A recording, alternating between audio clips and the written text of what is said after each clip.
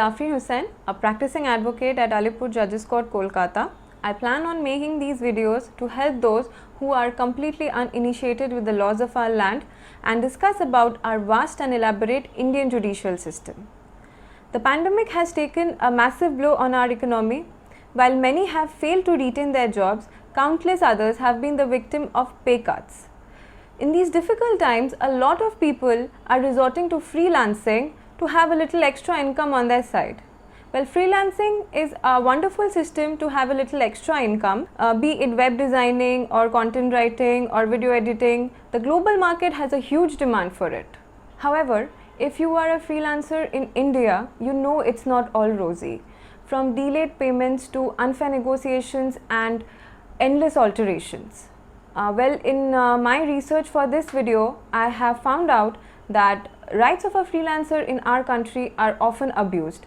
So in this video of mine, I'm going to talk about your rights as a freelancer, how to protect your work, how to get paid on time, and what to do if you are not paid by your client. So before we begin, let's understand who a freelancer is. A freelancer is a person who is self-employed and not necessarily committed to any employer or company for long term.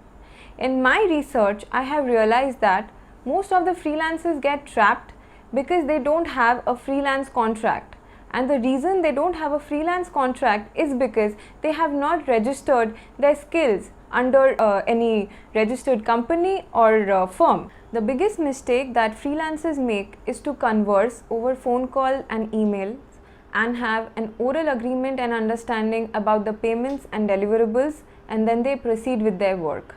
So the first thing you need to do is to apply for your trade license and register your company, which will enable you to have a freelance contract.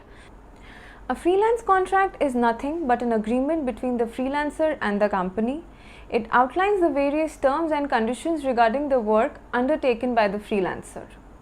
Make sure your freelance contract broadly touches the following points, like scope of work, which would define the nature of work of the freelancer during the tenure of the agreement, timeline, which would provide the deadline set mutually by both the company and the freelancer for the completion of the work, and some other important clauses describing your deliverables, payment schedule, payment options, and confidentiality. Before we come to the big question about what to do if your client doesn't pay you, you need to understand how to protect yourself from going into that situation. Remember to copyright your work until your entire payment is released, either by adding a watermark or logo or withholding a small portion of your entire work. It entirely is in your hands how smartly you make your client understand the value of your work without giving it all away until you have received your entire payment. Now coming to the big question that what action needs to be taken if your client doesn't pay you.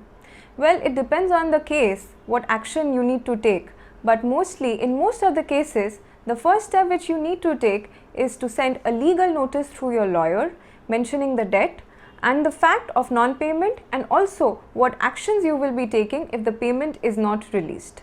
In most of the cases, the payment is released after the legal notice is sent.